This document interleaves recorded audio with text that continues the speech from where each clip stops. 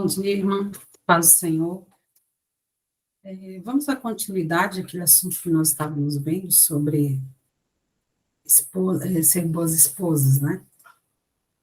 A gente falou sobre as 5 características de uma boa esposa, e agora a gente vai falar sobre o que a Bíblia é clara na função de esposa.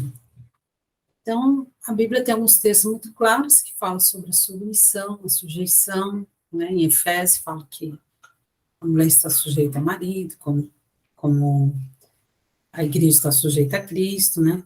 Tem um texto onde fala sobre que a mulher é auxiliadora, ajudadora do marido, porque foi para isso que Deus criou a mulher, para ser uma auxiliadora capaz, né? Tem respeito e tratamento, está em Efésios 5 também, falando sobre que as mulheres respeitem os seus maridos, né?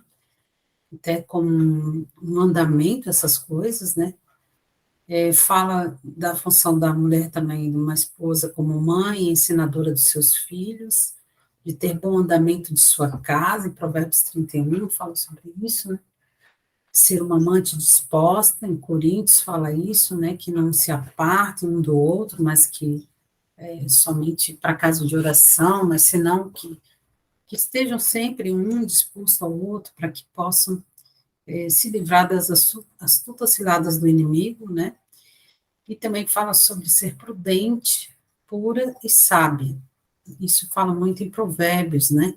Sobre a mulher sábia edificar sua casa. Tem vários textos falando sobre a sabedoria e a prudência da mulher, né? Vamos falar um pouco sobre a submissão ou sujeição, né?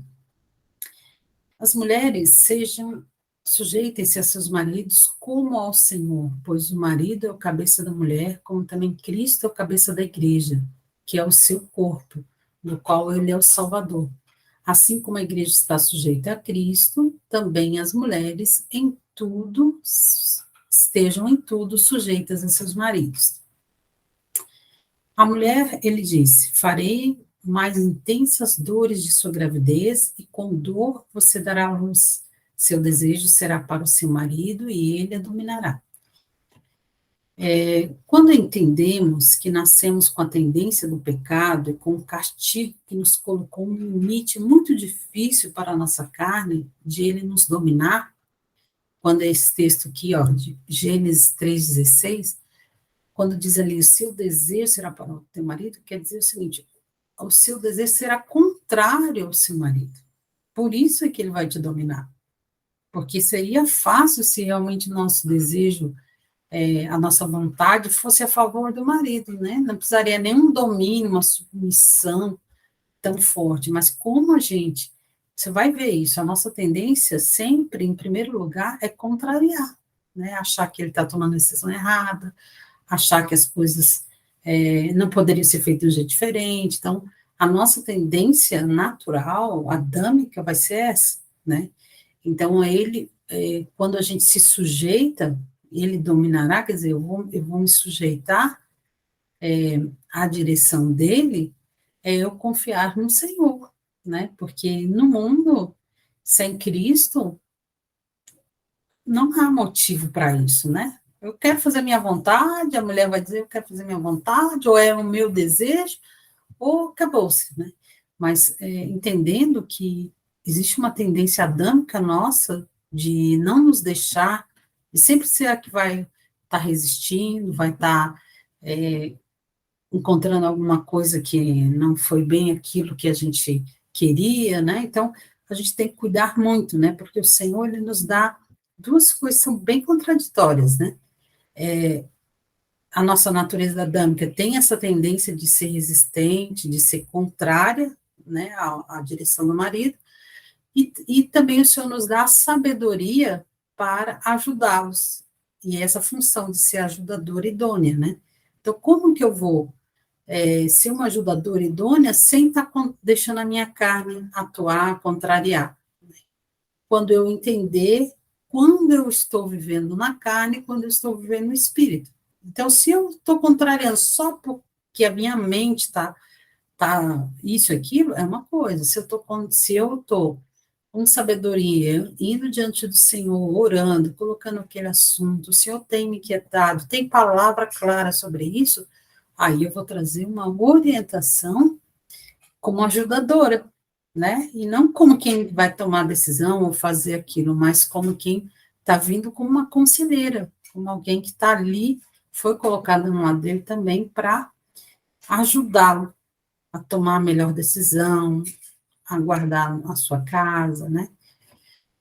Então, voltando aqui, né? Muito difícil para a nossa carne de ele nos dominar, de ser o nosso Senhor, de tomar a direção, de ser o nosso cabeça, né? Veremos que a obediência ao Senhor, em se sujeitar ao marido como ao Senhor, é uma graça e uma busca árdua. Primeiro, para entendermos como é isso e como colocar na prática diária isso, né? Então, por quê? Porque por causa dessa tendência pecaminosa que nós temos, né? De ser insubmissas. Então, isso tudo está já no nosso natural. Então, a gente precisa buscar arduamente no Senhor, né? Como fazer ao que agrade o Senhor. Obedeça o Senhor, se submeta à vontade do Senhor, né? Então, o oposto de sujeitar-se é resistir. Isto nós já nos traz a chave do milhão. O que é a chave do milhão? O segredo, né? Pois se eu cuidar e atentar na questão da resistência, já estarei me sujeitando. Então, assim, muitas vezes, às vezes o marido vai vir trazer uma orientação, uma direção, e na minha cabeça eu já vou sair, né? Se eu, na minha cabeça, já sair tomando, não, porque não é assim, porque você quer, eu já posso ligar as anteninhas de que eu estou começando a resistir, né? Então, se eu atentar para essa questão da resistência, eu já estarei me sujeitando. Então, se ele falar uma coisa, vai buscar o Senhor, vai orar, vai meditar sobre isso, buscar textos, com sabedoria trazer, se for alguma coisa que precisa trazer, ou às vezes até concorde com a posição, mas venha trazer alguma direção, né, que seja também no sentido de somar, né, nesse conjunto do que está sendo feito, porque também não é correto a mulher ser, como se diz, inerte, né? Fazer nada, né? Então, vou deixar então tudo na mão dele, ele que decida, né? E acaba ficando também uma pessoa inerte, sem nenhum cuidado em relação à sua família, às decisões da sua casa, né? Então, o Senhor coloca até vários exemplos de mulheres que foram conselheiras de seus maridos e deram bons conselhos, né? Só que tudo isso é buscando a direção do Senhor, né? Sujeitar é uma firme atitude voluntária de ceder, cooperar, sujeitar-se ao conselho ou à orientação de alguém. Resistir significa opor resistência, não ceder, defender-se. Então, dá para ver que é bem contrário uma coisa à outra, né? Então, a gente tem que cuidar muito quando a gente vai resistir, né? Quando a gente vai, a palavra diz, aquele que resiste à autoridade, resiste ao próprio Deus. Então, cuidar muito quando você tem alguma coisa contrária com o que o seu marido está trazendo, porque ele, por ser cabeça, ele vai trazer, ele é o responsável de trazer a direção, trazer a condução da família, né? E um cabeça que está em Cristo, Cristo governa a vida dele, né? Então, a gente tem que cuidar muito com essa questão da resistência, né? Ter clara direção de Deus, saber falar, saber colocar algo sem ser uma resistência, mas um conselho, né? Uma atitude de cooperação na família, né? Quem de nós não erra nisso, né? Todos nós temos aí passado por anos de aprendizado para poder conseguir, talvez hoje, depois de um tempo de casado, encontrar essa graça, né?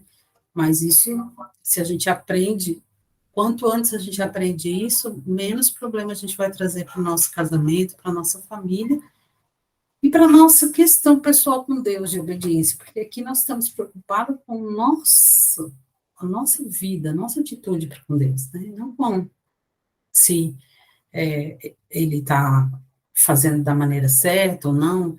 Isso aí também vai estar sempre debaixo de oração, para o homem que não conhece o Senhor, né?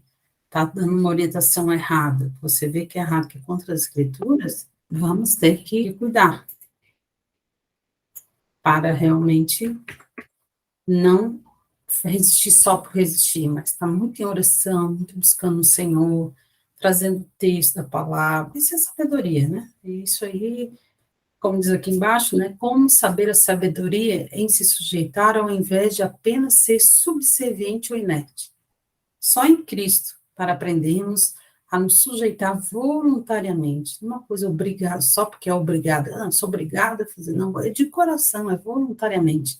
É conscientemente e é com sabedoria de ainda estar sendo uma auxiliadora capaz de dar a sua opinião sem ser resistente e confiar em Deus, que é o cabeça dele e que nos guardará. Claro que aqui não entra essas questões de abusos, né? Neste caso, precisa intervenção de outros para assegurar a integridade da vida. No caso onde é maridos abusadores, violentos, esses casos precisam de intervenção de pastores, de pessoas, de família, né? Para estar cuidando da mulher nesse sentido, né? Mas estamos falando num casamento onde a mulher está aprendendo a se sujeitar e o marido está aprendendo a ser o cabeça, né? Então, tudo é um aprendizado isso aí, né? Não é fácil para ambos, nem para ele ser uma autoridade, porque é um papel de muita responsabilidade, geralmente eles são novos, às vezes não vieram com, né, exemplos de paternos, de homens, de pais que realmente souberam ser maridos, ser dirigentes corretos em sua casa. Então, todos nós estamos nesse aprendizado, né? Tanto eles quanto a gente. A gente precisa ter paciência, que é a primeira virtude do amor, um para com o outro, né? Graça, buscar no Senhor, né? Tudo isso é um aprendizado, né? E é um testemunho para outras vidas, né? Vamos falar um resumo, então, disso, né? Temendo a Deus, com um desejo profundo de honrá-lo, viver a vontade dele, nós, mulheres, vamos voluntariamente ceder, cooperar, sujeitar-se à orientação de nosso marido, tendo reverência para com ele. Como reverência? Honra, né? Muitas vezes tem muitas mulheres que nem olham mais para seus maridos com honra. Em alguns momentos da vida, eles podem estar tão difíceis de lidar com eles, podem estar tomando tantas decisões carnais, né, essas coisas que a gente já olha já sem a honra, sem a reverência que a gente precisa ter para com eles, né? De ver que Deus colocou eles sobre nossas vidas como nossa cabeça, né? Então, eles têm essa honra, eles têm esse respeito, e a gente precisa encontrar no Senhor essa maneira de olhar para eles, né? Como disse assim, aquele texto lá, por Deus e por Gideão, né? A gente precisa falar por Deus e por Davi, e por fulano, por cicrano, né? Pelo marido da gente, né? Então, precisamos recuperar essa reverência no nosso coração, da imagem do nosso marido. Satanás ele vai querer, de todas as formas, quebrar essa imagem de reverência do nosso homem, do nosso Senhor aqui na terra, né? Do nosso cabeça, daquele que a gente precisa estar junto com ele cooperando, né? Então, sendo desprovida de impurezas, gritaria, carnais, né, como gritaria, ciúmes, discórdia, egoísmo, ira, né, se revestindo, buscando adquirir através do conhecimento da verdade, da decisão e ação nas orientações e lições de Deus, um caráter dócil, manso, que tem a melhor forma de lidar com ele, sem disputar, sem resistir, sem impor, e sim com gentileza e bondade, tranquilamente cumpre o seu papel de auxiliadora capaz, confiando em Deus, não se desesperando em relação a ele. Então, como é que eu vou conseguir ser uma esposa segundo o coração de Deus? Se eu me revestir. Por que revestir? Porque se eu olhar para o meu natural, eu já sou vestida de um caráter, muitas vezes, errôneo. Então, eu vou precisar me revestir de Cristo. Aí eu vou conhecer a verdade, vou conhecer os ensinamentos de Deus sobre as funções da mulher, tudo isso que eu estou buscando, eu estou aprendendo. E eu vou tomar decisões e ações segundo essa orientação de Deus. Então, eu vou tornar o meu caráter mais dócil, mais manso, vou ter sabedoria na hora de falar, vou buscar diante do Senhor, né? Vou ter uma melhor forma de lidar com ele, eu não vou mais disputar, não vou mais resistir, não vou mais impor minha vontade, não vou mais chegar com grosseria falando as coisas, mas é com gentileza, com bondade, com tranquilidade, eu vou cumprir esse meu papel de auxiliadora. E eu vou confiar em Deus, né? Vai ter a hora que eu vou falar as coisas e não vai ouvir, e o que eu vou sair fazendo? Vou sair tomando decisões, né, contrárias? Não, vou ter que confiar em Deus, que o Senhor está no controle, tanto da vida dele quanto da minha, né? E se ele é o meu cabeça, Deus vai cuidar de mim também, né? Então, isso é confiar em Deus, é por fé, é uma coisa que a gente não está vendo, mas realmente confiar, né? E às vezes as coisas, aquele mar pode estar revolto, né? Tu está dentro do barco, vê tudo, parece que vai cair tudo, mas tem que estar confiando que o Senhor vai levar o barco até o fim, né? Então, por isso que é não se desesperando em relação a ele, né? Não se desesperar porque ele tomou uma atitude, porque ele falou isso, ou porque ele disse que vai fazer tal coisa e tal, mas confiar no Senhor. Isso é, isso é ser manso, é confiança total em Deus, né? Quando é que a gente fica agitado? Quando a gente não está confiando no Pai, né? E agindo assim, orando sempre, não temendo, não parando de crer, não fugindo nas situações difíceis, se mantendo na confiança da soberania de Deus e perseverante na aliança. Então, se eu confiar no Senhor, eu não vou sair tomando atitudes na base da emoção, né? Fugir, se separar, fazer isso, fazer aquilo, entendeu? Tomar atitudes precipitadas, né? Eu vou confiar no Senhor, esperar a direção de Deus, no meu papel, naquilo que cabe a mim, confiar na direção de Deus, naquilo que cabe a Ele, né? Confiar na proteção de Deus, que o amor de Deus é maior do que tudo, que Ele vai cuidar de nós em toda situação, e ser perseverante na aliança, né? Porque casamento é perseverança, né? Vai ter momentos que vai ser fácil viver casado, né? Nessa aliança, quando está tudo bem e tal. É quando vem as dificuldades fortes que permanecer na aliança é só por obediência, só por fé, só por amor, né? Então, quando a incredulidade vira rebeldia, portanto, como diz o Espírito Santo, se ouvirdes hoje a sua voz, não endureçais o vosso coração, como na provocação, no dia da tentação no deserto. Esse texto aqui fala do momento onde Moisés tira o povo do Egito e eles estão no deserto. O que começa a acontecer? Ah, eles ficam maravilhados com aquela obra do Senhor, na hora que ele tira e tal. Mas quando começa a vir o dia a dia, as dificuldades, as tentações, as provações, né?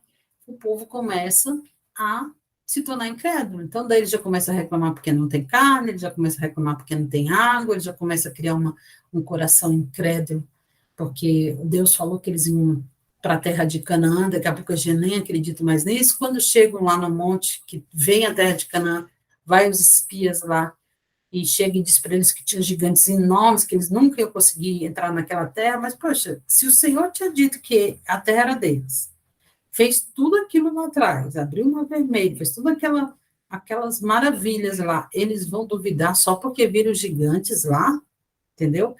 Então, assim, essa incredulidade no momento que eles falaram aquilo, fez com que muitos deles perecessem ali no caminho e só entrou na terra de Canaã realmente os que obedeceram, porque aqui no final diz assim, e a quem jurou que não entrariam no seu repouso, senão os que foram desobedientes, né? E vemos que não puderam entrar por causa da sua incredulidade. Então, a nossa, às vezes a gente vai perdendo a fé com alguma circunstância difícil, que a gente vê que não muda dia após dia, alguma coisa muito difícil, né? Então a gente tem que cuidar para que a gente não perca a fé na promessa de Deus, naquilo que Deus pode fazer. A gente tem, o nosso Deus é um Deus do impossível, realmente, gente, do impossível. Então nós não podemos perder essa fé de que o Senhor é o Deus das nossas vidas, né? Então, porque se a gente começar a ficar incrédulo para o que Deus pode fazer, Deus, eu já não aguento mais porque Deus não, né, não consegue. Eu sei que nós temos limitações, né, emocionais, físicas e tudo mais, né? Mas se nós permanecermos na fé, nós vamos encontrar a promessa de Deus, né? Nós vamos conseguir aquilo que Deus quer, né? Agora, se nós formos incrédulos e aí começarmos a ser desobedientes, porque o que a incredulidade faz? Ela cria desobediência. Porque no momento que eles não creram de que eles iam ser capazes de lutar contra aqueles gigantes lá, eles não foram. Eles permaneceram onde eles estavam. Então, quando a incredulidade paralisa a gente de obedecer a Deus, aí é um perigo.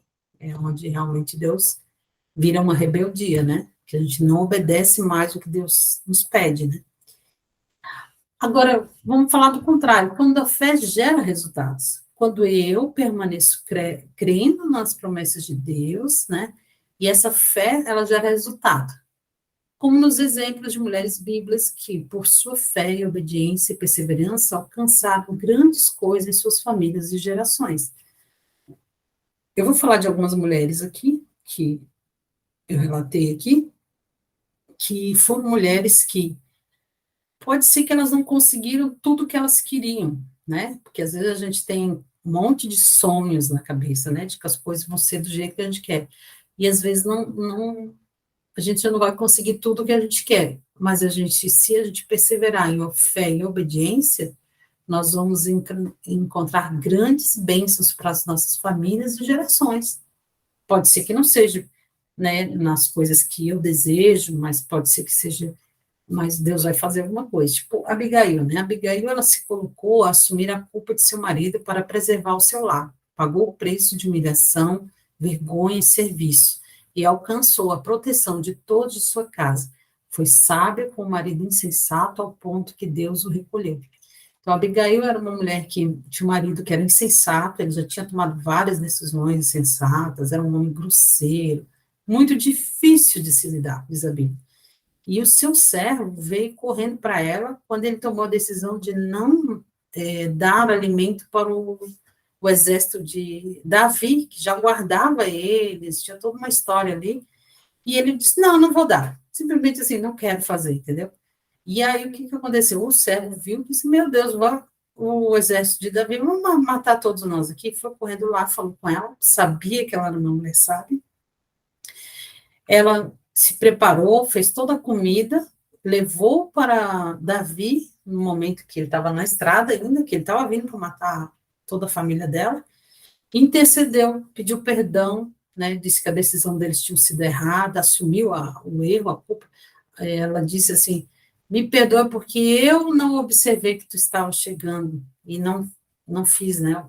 Então, assim, ela assumiu a culpa, foi sábia, né, levou o que a Davi precisava, e Davi se arrependeu e agradeceu a ela por não ter matado toda a família dela, né?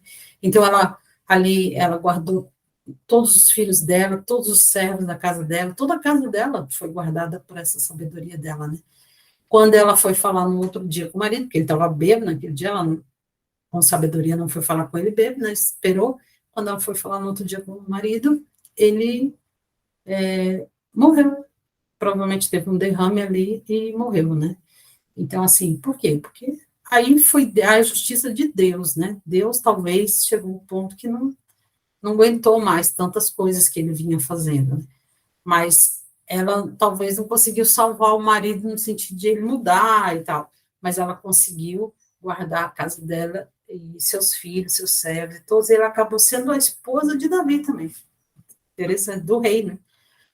Ana enfrentou situações difíceis com oração e súplica e recebeu o favor do Senhor, tendo um filho que serviu. Ana era estéril, naquela época eles tinham duas mulheres, né, para procriação lá e tal, e a outra mulher ficava o tempo todo fazendo muitas situações difíceis de humilhação, dizendo que ela não tinha condições de ter filhos e tal, aquela mulher, naquela época, se a mulher não tivesse filho, ela era muito criticada, né?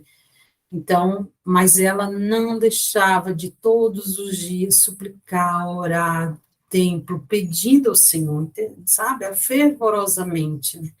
E ela ganhou um filho, que foi Samuel, foi um homem tremendo na história da, da igreja, né, do povo de Israel, e serviu o Senhor, e ela teve outros filhos depois de Samuel também. Olha a vitória que ela conseguiu, né? Então, tremendo. Esther. Esther também foi esposa de um ímpio, de um rei ímpio, buscava sempre ajuda e conselho em seu povo. Corajosa por sua fé, se arriscava.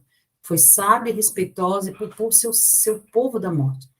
Então, Esther, muitos momentos ela foi corajosa, ela arriscou a sua própria vida, porque se chegasse na presença do rei e ele fizesse né, não desse o cedro para ela lá, não quisesse ouvir ela, acontecia que ela poderia ir para a morte, né? Então, e ela foi muito sábia na maneira de pedir, de fazer aquela, duas vezes ela fez uma janta, né, para o rei ouvir o clamor dela para o seu povo.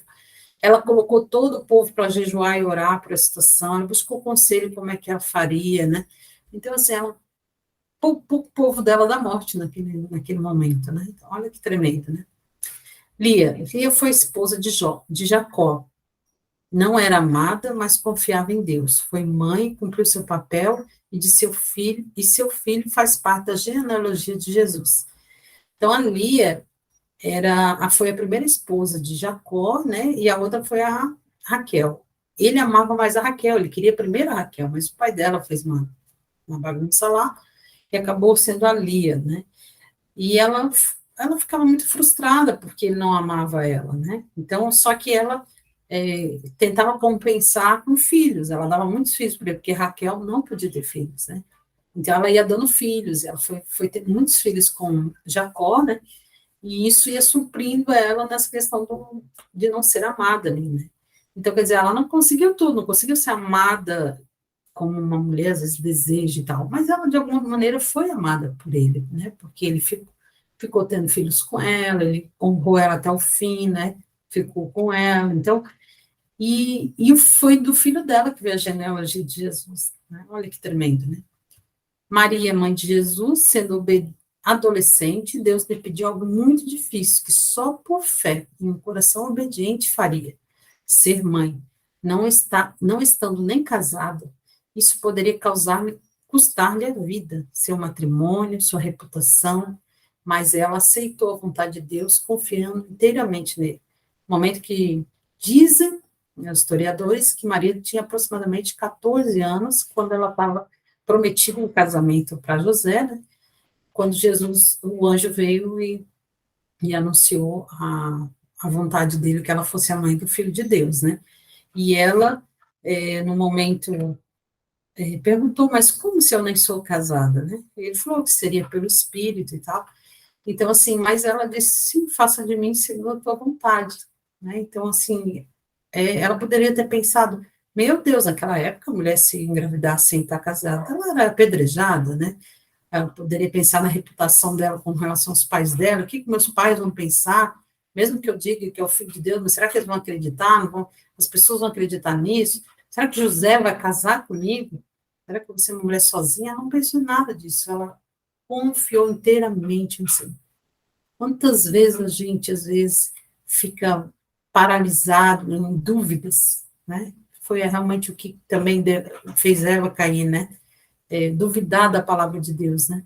Então, não vamos duvidar da palavra de Deus, vamos fazer a vontade do Senhor na nossa vida, que é no momento que nós aceitamos ser casadas, nós já aceitamos essa missão na nossa vida. Então, vamos fazer da melhor forma, vamos crer inteiramente em Jesus, por mais que a situação esteja complicada, difícil, tormentos e ventanias e coisas, mas confia no Senhor, permanece na vontade de Deus. Não fuja, não se distancie da vontade de Deus, não tenha um coração incrédulo, mas confie e obedeça ao Senhor, e o Senhor lhe dará a vitória, porque o Senhor é o nosso Deus, né? Ele é maior do que tudo. A esposa de Pôncio Pilatos foi conselheira de um marido mau, ímpio, mas ela não deixou de fazer a sua parte, relatar o sonho, e isso mexeu com ele. quando Jesus estava para ser julgado ali, para a crucificação, ela teve um sonho e falou para o marido dela, no meio daquela confusão toda, ela mandou chamar o marido dela e falou, oh, não faça nada contra esse homem, porque ele é um homem justo, eu tive um sonho com ele e tal.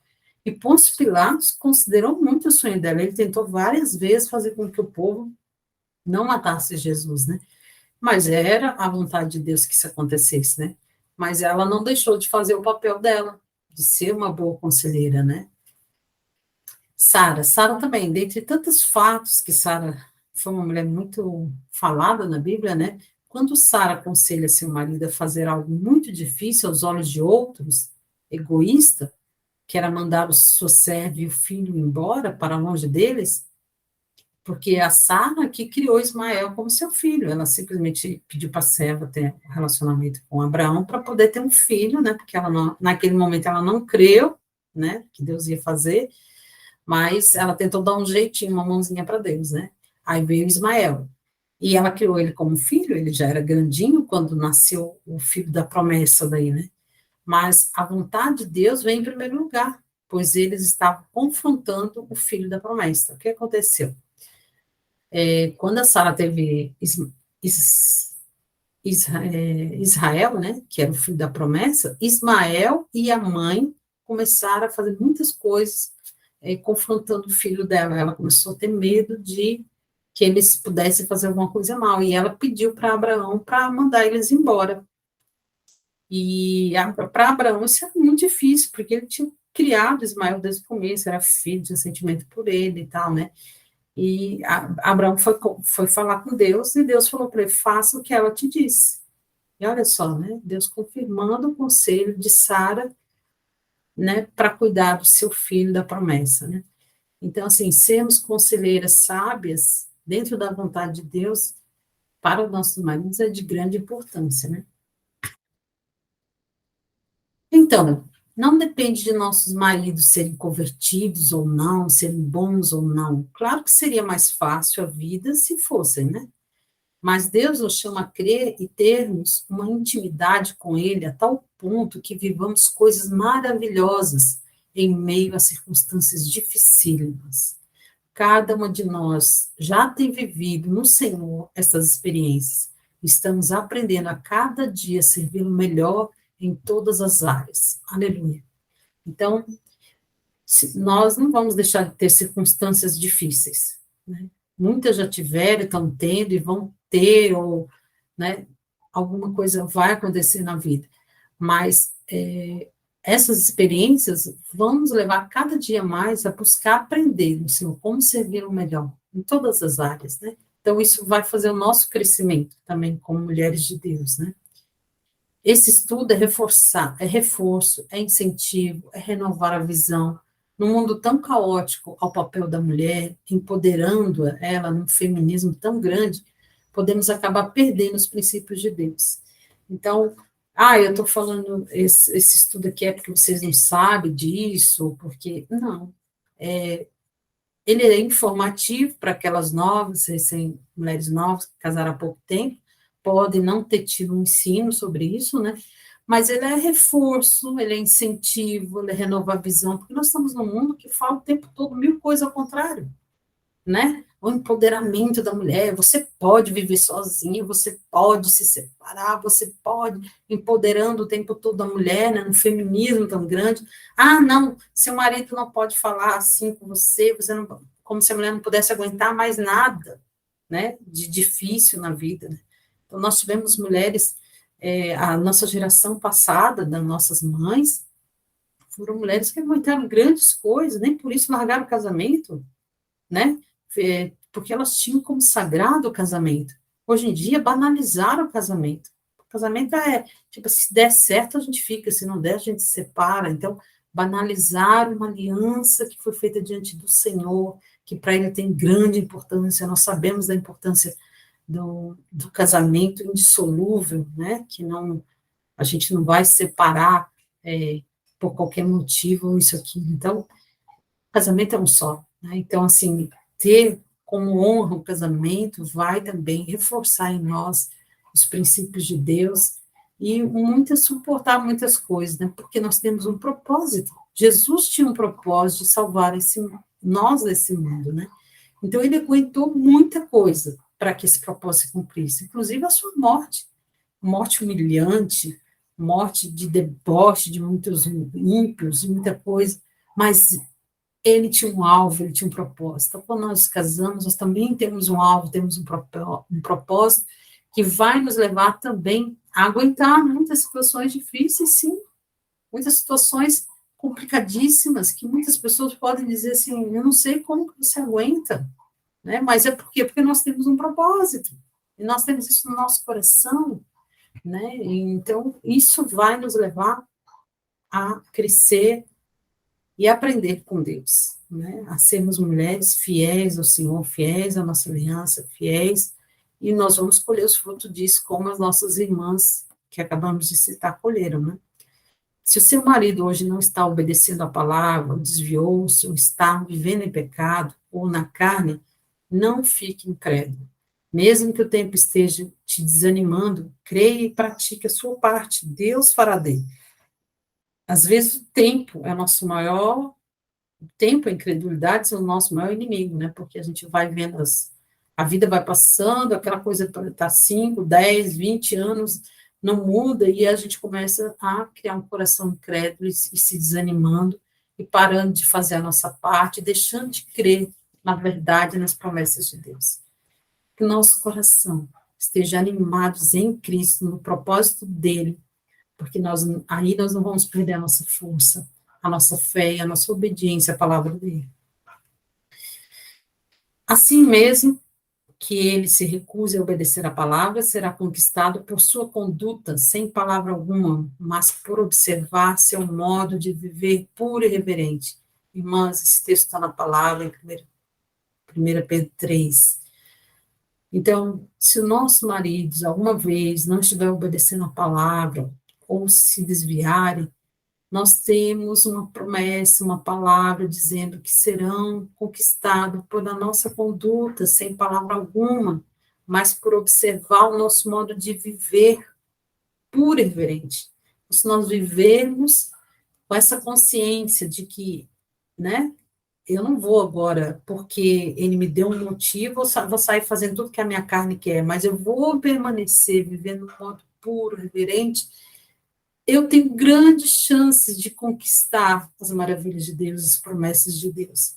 Agora, se eu abandonar esse propósito, aí sim, aí coitada da família, está toda, né, porque o cabeça já caiu, aí a mãe também cai, então tem um texto que diz assim, quando um cai, o outro levanta, né, então, se somos nós essa parte que temos que levantar, vamos levantar, vamos erguer nossa cabeça, vamos olhar os olhos fixos para Jesus, né, porque ele é o autor e consumador da nossa fé, e ele nos chamou para essa missão, e então nós precisamos crer no poder de Deus para isso, né. Então, irmãs, eu queria trazer um pouco esse assunto sobre a nossa função de esposa, né, para dar uma relembrada nisso. Sei que muitas irmãs vivem esse padrão, as que não estão conseguindo viver, que sejam animadas, né, animadas no Senhor, animadas na fé, com a palavra de Deus, porque ela é que nos lava, nos purifica, nos anima, nos instrui, nos ensina, né? Então, ela tem esse poder, né, de dividir alma e espírito, de discernir as intenções do coração, se tem alguma que se viu de alguma forma que problemática em alguma coisa, sabe? O Senhor vai curar, o Senhor permaneça na fé, peça ajuda, peça, sabe, na igreja, no corpo de Cristo. O Senhor vai fazer a boa obra que começou, né? Ele começou e ele vai completar até o dia da sua vida. Não desistamos, perseveremos, sejamos mulheres sábias, mulheres prudentes, mulheres que podem ter testemunhos depois, que vão ficar de gerações a gerações. Seus filhos levantarão e dirão que você é ditosa. Então, que o Senhor anime nosso coração nisso, né? Fiquei emocionada, tá? Mas é isso aí, a palavra, e que o Senhor guarde-nos. Em nome de Jesus. Beijo, amadas.